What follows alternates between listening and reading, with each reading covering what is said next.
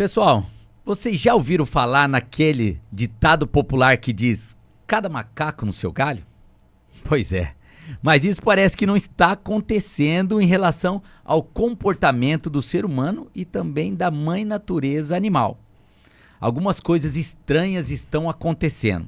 Sim, porque é cada dia mais constante a aparição de animais silvestres nas nossas cidades do Mato Grosso do Sul. E quando eu falo cidade, é nos bairros e até mesmo perto do centro da nossa cidade. Aliás, dentro da casa das pessoas. E não são animais silvestres pequenos, não.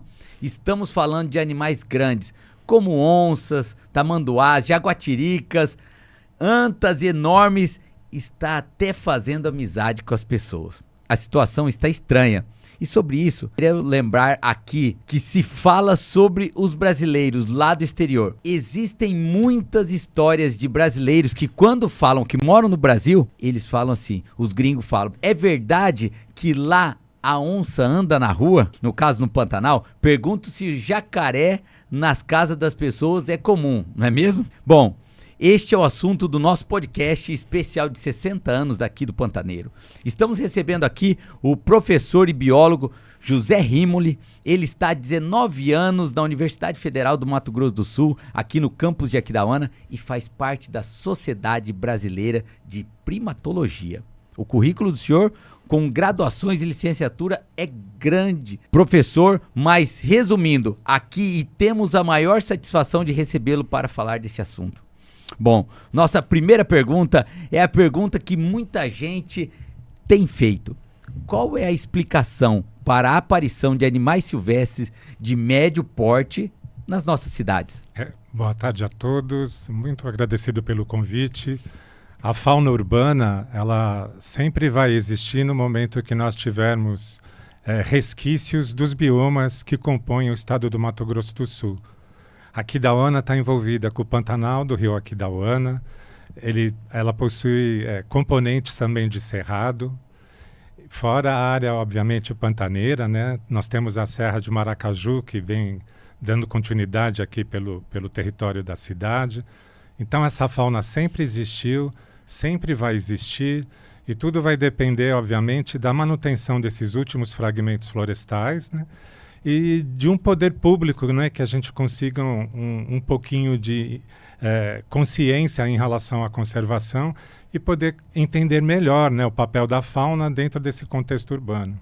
Professor, o senhor fala que é normal, então, esses animais estarem se aproximando das cidades. Sim, é comum para todas as cidades brasileiras, uma vez que o Brasil como um todo, né, ele é constituído de biomas muito ricos em termos de biodiversidade.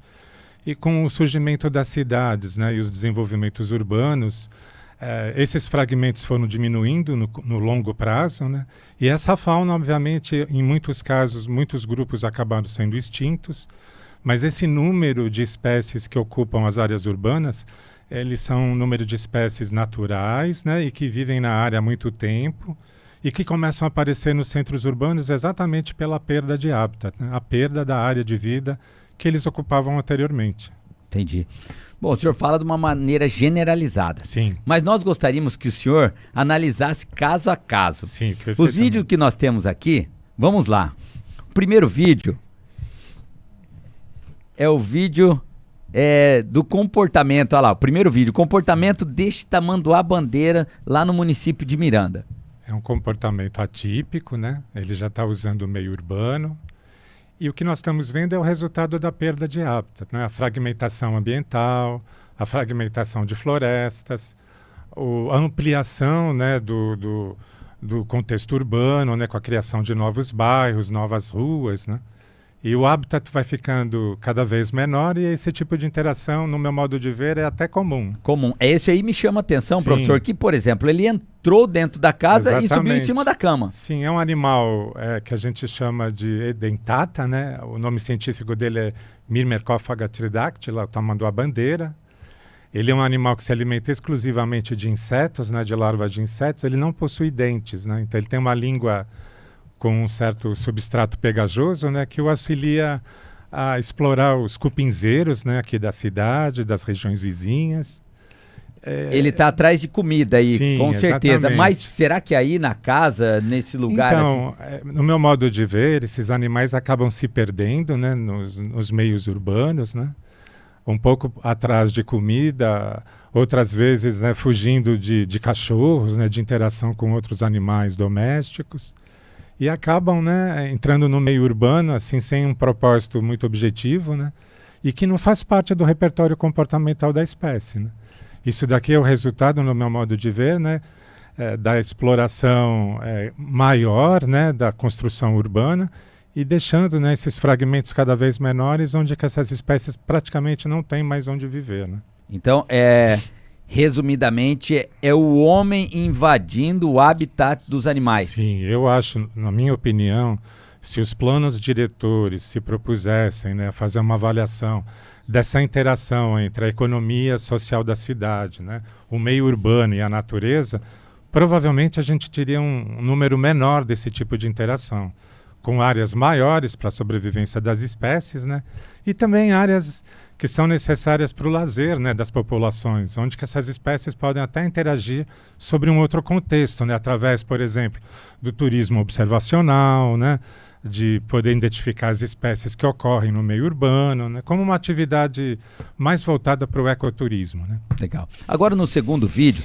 nós vamos ver uma jaguatirica morta lá no bairro Zé Pereira, em Campo Grande. Ele é um bairro que fica naquela região ali da Embrapa. Sim. E, por sinal, é desabitada na sua lateral. O que o senhor me diz desse vídeo? Infelizmente, né, o que a gente está vendo é o atropelamento, que é a tragédia da nossa fauna, tanto a urbana como a que vive nos fragmentos florestais, né? O que eu posso dizer dessa área da Embrapa, que é uma área de mais de 600 hectares e que tem como representantes, né, a maioria dos grandes vertebrados do Mato Grosso do Sul. Então, nós temos a Felis pardalis, né, a jaguatirica, a pantera onca, jaguarum de puma, né, o jaguarundi, o próprio puma, né, a sossuarana. Nós temos as antas, temos os porcos do mato, as queixadas, todos no meio urbano. Na semana passada eu estava saindo de Campo Grande e constatei um tamanho de uma bandeira atropelado naquela área industrial de Campo Grande, perdão. Então, o que a gente tem é uma riqueza de biodiversidade no meio urbano, mal conhecida, e que, infelizmente, a gente acaba, né, tomando contato, principalmente por causa dessas invasões domésticas, ou atropelamentos, ou interações negativas com a população. Já nesse terceiro vídeo agora aí, nós vamos ver uma onça parda lá em Paranaíba, correndo ali, sim, saindo do cemitério de Paranaíba e sim, correndo pelas ruas da cidade. Exatamente. É o famoso Felis concolor, né? Ou Puma concolor, perdão, a espécie. E você vê que ela está correndo sem muito objetivo, né? Ela está perdida no meio urbano, né? E provavelmente ela deve ter vindo de algum outro tipo de corredor ecológico, né? Ou de biodiversidade, porque esses animais também chegam às cidades nesses últimos fragmentos que se conectam com os rios, né? Com os córregos. E essa, no meu modo de ver, está bem bonita, né? Ela é uma adulta, parece ser uma fêmea, né? E ela tá assustada também. Sim, que quando chega num habitat desse que não é dela, ela fica assustada. E a gente tem ainda, por exemplo, falando em termos da teoria zoológica, essa questão, né, que se ela é uma espécie, né, ou que se são duas espécies de sussuarana. Essa tem a cauda preta, que parece ser uma espécie distinta da outra, que não tem essa ponta preta da cauda. Então é um animal mal estudado, a gente não sabe normalmente, né, a área de vida dele, e essas interações, no meu modo de ver, volto a repetir, vão ser comuns no curto e longo prazo, né? Professor, e no caso das cobras? Sim. Essas aparições são muito mais comuns. Então. Assim como aparece também os macacos. Mas vamos ver essa da cobra aí que apareceu aqui nas calçadas de Aquidauana. Então eu vou... Uma jiboia. Então, é uma jiboia, é uma cobra constritora. Ela não promove nenhum tipo de perigo para a população, né? É uma cobra que não tem peçonha. O problema maior aí, né, é a dificuldade de retirá-la e levá-la, né, para um habitat que ela ocupa, né? Então, é uma mais uma vez, né, uma forma comum de encontrar os animais, uma vez que a gente tem uma riqueza ao redor, né, do meio urbano de Aquidauana. A gente tem também as sucuris, né? Temos as cascavéis. Professor, e agora nós chegamos no caso mais famoso daqui da cidade de Aquidauana, que Sim. foi uma onça pintada avistada na Vila Trindade, aqui 500 metros do Sim. centro. Fala para nós um pouquinho, a Vila Trindade com a Vila Paraíso, fala para nós um pouquinho dessa onça que foi avistada ali na Vila Trindade. Então, a população tem que entender, é um caso muito comum aqui na nossa região, inclusive em Miranda, Corumbá, né? Lá no asilo em Miranda, a dona do asilo foi atender o portão achando que tinha um cachorro e tinha uma onça pintada lá no portão do asilo, né, em Miranda. De Miranda? Isso. São animais comuns, volto a repetir, né? No caso específico desses grandes felinos, nós temos um problema que é o comportamento reprodutivo. A gente pode ter machos e fêmeas adultos juntos, né, que é uma questão de muito perigo, né, uma vez que eles podem achar as pessoas, né, como intrusos dentro dessas áreas de vida, né? E no caso desses animais urbanos, que eu saiba, essa onça também estava sendo acompanhada por um filhote. Essa onça aí, no caso, é a do caso do Jorginho. Essa que foi a onça capturada, que hoje está lá no Instituto Amparo Animal, na cidade de Amparo. Em São Paulo. Em São Paulo. Já ganhou até um nome inusitado que nós... E essa onça, praticamente, ela já sai, ela não volta mais no seu habitat natural. É uma metodologia comum para esses grandes felinos que interagem com os humanos, né? É muito parecido com o que é feito na África com os leopardos e leões, né? Na Índia com os tigres e leopardos. Esses felinos, quando passam a ter a espécie humana, né, como repertório, né, de dieta, né, para capturar e usar os seres humanos como alimento, é uma questão problemática, mas que eu saiba, a onça apresentou todos os quesitos, né, que demonstravam ser uma onça de alta idade, já com problemas de saúde, né? Machucada, e teve uma oportunidade, né, de capturar aquele senhor, né, num momento muito específico, né, e dentro de um contexto que, no meu modo de ver, era uma tragédia anunciada, né? Então, você interagir com o predador, né, e ambos acabaram se habituando, né? O senhor Jorge com a onça e a onça com o senhor Jorge, né? O que, no meu modo de ver, é muito perigoso, né? Principalmente porque é um predador de topo de cadeia, né? E, no meu modo de ver, ela aproveitou, né, a situação dela com problemas de saúde. Os veterinários nos disseram que ela ultrapassa os 8, 9 anos, que já é um caso, né, de animal adulto, já com uma certa idade para a natureza, né? E acabou acontecendo, né, esse tipo de interação que, no nosso modo de ver, é uma tragédia, né? Mas que tem que ser evitado, inclusive, nos outros circuitos, né, de turismo, de pesca, né? Evitar essa ideia que a gente tem muito de acabar observando o animal cevando, né? Alimentando ele sistematicamente, que acaba fazendo com que o animal se acostume com os humanos, né? Com os petiscos que eles falam, né? Sim, mas são animais inteligentes, né? Eles têm técnicas de caça, é predador de topo de cadeia, né? E a gente sabe, inclusive pela cultura indígena, né, e as comunidades ribeirinhas, que sempre, né, esses contatos são contatos perigosos, né? No caso dos indígenas, eles acabam eliminando, né, nas áreas das aldeias, né? O que faz sentido porque são predadores de grande porte, né? E se a gente não tem um conhecimento adequado sobre eles, a gente acaba sofrendo, né, essas interações que são muito negativas, né? Ô, professor, esse caso aí da Vila Trindade com a Vila Paraíso, as pessoas chamaram muito atenção. Pode voltar esse vídeo aí para nós? Esse o caso aí da casa da Ju, onde essa onça pintada, ela tinha um conhecimento de onça, porque os pais dela moraram na Fazenda São Francisco, que é uma fazenda que tem muita onça. Sim. Esse namorado dela trabalhou na Caimã, onde tem o projeto Amon Safari. Então eles têm o conhecimento de o que é uma onça e o que é uma jaguatirica. E nesse momento que nós fizemos essa reportagem aí, muita gente me abordou falando bem assim: Robson, você acredita mesmo que na cidade de Aquidauana possa ter uma onça pintada? Sim, eu acredito. O senhor, como biólogo, como estudioso desse bioma, o senhor acha? Acredito, porque a gente não tem controle sobre o número de onças, né? As onças são trabalhadas na Fazenda São Francisco, tem o projeto On Safari, eles têm vários animais marcados, né?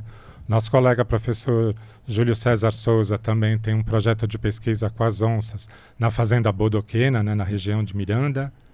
E a gente sabe que precisamos ter o manejo desses animais, né? Precisamos ter a contagem dos indivíduos,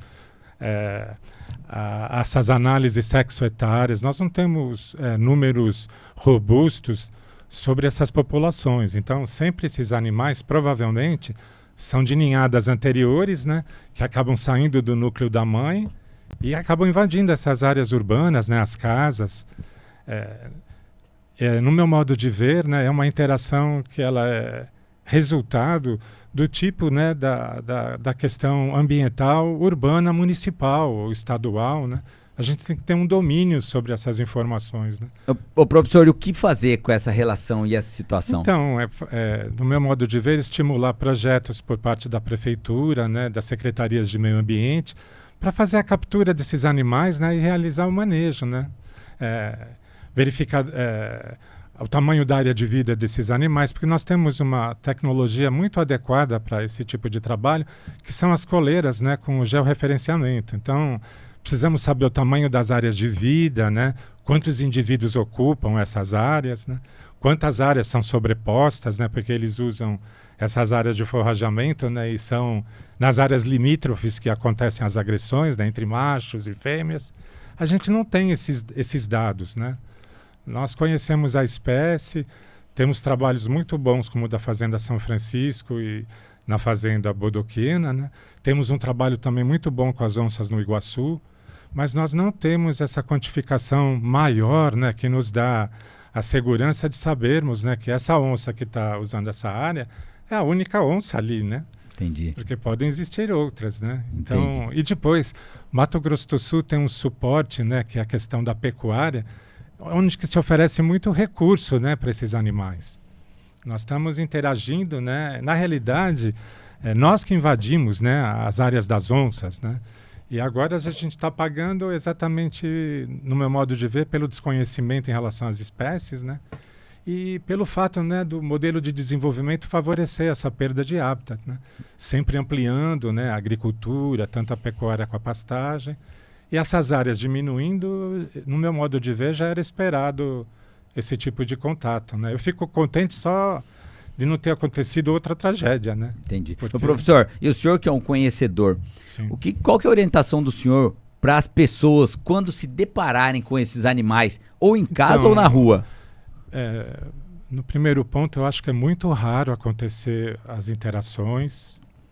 Essa casa que foi invadida por essa onça com filhote é uma casa que fica fora do meio urbano, né? Ela é um pouco distante do centro da cidade. Então, no meu modo de ver, são raríssimos os contatos, né? Os contatos devem ocorrer mais com esses pescadores, né, que ocupam o rio Aquidauana. E a questão, né, que a gente sempre se utiliza como metodologia, né, de observação é jamais, né, se você mantiver contato com esse animal, fugir, né, correr, porque você está dando o gatilho para o predador, né, avisando a ele que você passou a ser a presa, né? Então, jamais demonstrar, né, que você possa fugir, né, e levar em conta, né, que tem que ficar parado, observar que é um predador, né, e esperar a reação, né, dentro dessa interação. No meu modo de ver, é muito raro. O caso do senhor Jorge foi uma fatalidade de longo prazo, né, de interação de muitos dias. Anunciada, né, e dentro do meio urbano eu acho raríssimo, né, o que aconteceu, e que é uma questão relativamente comum, por exemplo, em Corumbá. A preferência delas diz respeito aos animais domésticos, né, que infelizmente, né, às vezes ficam fora das residências. Mas no caso específico da interação com os humanos, né, tomar o máximo de cuidado, né, e evitar essas áreas onde que esses animais possam estar utilizando, né? Entendi. Então, professor José Rimoli, diz aí com bastante propriedade, se você chegar de deparar com um animal desse, em hipótese nenhuma tente correr, porque nesse exato momento o animal vai perceber que você é a presa. Para, observa e aí você toma a decisão certa, né, professor? Sim. E no nosso caso aqui em Aquidauana, né, explorarmos esses fragmentos. A exploração dos fragmentos demonstra se o animal está passando por lá, né, ele deixa excrementos, marca território, deixa as pegadas, né? A gente precisa evidenciar se esse animal ele pertence, né, à área de Aquidauana ou se ele está migrando entre áreas, né, e acidentalmente foi encontrado nesse momento, né, dentro dessa área urbana. Porque a gente tem os corredores que a gente diz, e Aquidauana nós temos 3 parques muito importantes: o Parque da Lagoa Comprida, o Parque do Pirizal e o Parque do João Dias. Fora isso, nós temos o Rio Aquidauana, que sai lá da extremidade de São Gabriel do Oeste, vem passando por várias cidades até desaguar no Rio Miranda. Então nós temos uma ligação de água e de alimento, né, professor? Sim. Em uma extensão que passa por várias cidades. Sim, são os corredores de biodiversidade, né, entre os meios urbanos e que favorece esses percursos, né, principalmente desses grandes animais. E no caso específico, né, desses predadores, desses grandes felinos, né? Então, tanto a onça como o puma são 2 felinos, né, que a gente tem conhecimento que são grandes predadores, né, se utilizam de presas de médio a grande porte. A gente tem vários exemplos que ocorreram aqui perto, por exemplo, no Rio Taquarussu, ela pulou o curral para pegar o potrinho, né, e não conseguia passá-lo por baixo da porteira e ela o trouxe, né, por cima da porteira. Então são animais de grande poder de apreensão, né, tem uma estratégia de captura muito forte. A mordedura normalmente é no crânio, né? Então a gente tem que ter muito azar para encontrar com elas no meio urbano, né?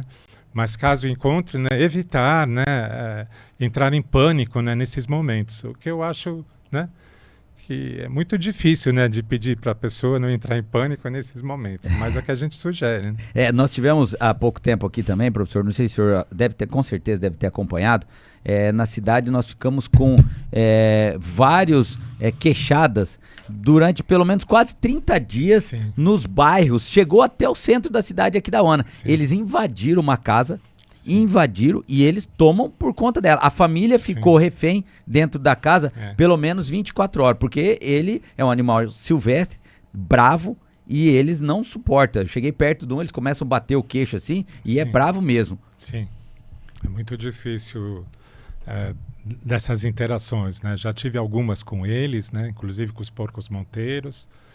É um comportamento específico na natureza e outro comportamento no meio urbano, né? No meio urbano eles estão acuados, né?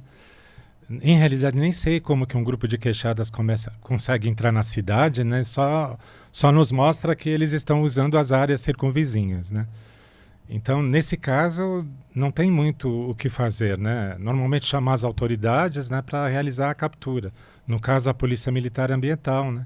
Ou até a Polícia Militar, né? Então, nesses casos específicos, tomar o maior cuidado possível, né, e que a ação seja imediata, né? Às vezes a gente espera um pouco para verificar a reação dos animais, né? Mas no meu modo de ver, eu ainda acho que a gente devia ter um grupo municipal, né, que tivesse essas estratégias, né, para poder lidar com essas situações, né? Não sei se os bombeiros, se a Polícia Militar Ambiental, se a própria Polícia Militar, né? Eu creio que não tenha, porque esses próprios queixadas, professor, eles, como eles estavam num grupo muito grande, eles começaram, as pessoas foram parando, eles foram se dividindo. E eles esperam juntar todos novamente para poder seguir mata dentro. Mais uma vez, eles são grupos sociais, né? Eles têm hierarquia de dominância, eles têm uma estratégia de uso do espaço onde que protegem os filhotes, né? E os queixadas são mais agressivos que os catetos. Sim, muito mais. Isso. Então, a gente precisa aprender, né, no meu modo de ver, como interagir, né, e como manejar. Se existisse o manejo adequado nessas áreas circunvizinhas, a gente minimizaria, né, esse tipo de interação, que muitas vezes, né, pode ser trágica, né? Eu conheci um pesquisador britânico que foi estudar os queixadas na Amazônia, né? E foi fotografar um filhotinho, porque o filhotinho era muito fofo e bonitinho, e a mãe do filhotinho arrancou a barriga da perna dele, né? Arrancou? Numa mordida. Então eu acho que para nós essa discussão é muito positiva, porque tenta passar para a população, né, um pouquinho da biologia, né, do conhecimento desses animais, porque cada um responde a essas situações de estresse de uma maneira, né? Os papagaios e as araras fogem, né? Os coatis fogem, a capivara também foge, mas nessas interações com os predadores, a gente tem que ter um pouco de sorte para não encontrar com eles, né? E eu acho que ainda é uma discussão que vai seguir em frente em relação a essas estratégias, né? De como trabalhar, né, essas interações dentro do contexto urbano, né? Tá ok. Pessoal, conversamos aqui com o professor José Rímoli, a quem agradecemos muito a presença aqui no nosso estúdio. Obrigado, professor. Eu que agradeço. A gente se coloca, tanto eu como os demais colegas professores da universidade, para futuros esclarecimentos, né? Estamos abertos a futuras discussões, né? O nosso propósito é passar conhecimento para a população, né? E que esse conhecimento sirva, né, para um aprendizado, para aprender a interagir com a fauna urbana, né? E também ter um pouco de sensibilidade em relação às situações de todas essas espécies, né? No caso específico, né, todas ameaçadas de extinção devido à perda de hábitat, né? E o uso insustentável das áreas, né, pelos seres humanos. Uma boa tarde a todos e muito obrigado. Valeu. Jornal Pantaneiro, 60 anos. Continue ligado que vem aí mais entrevistas. Até mais.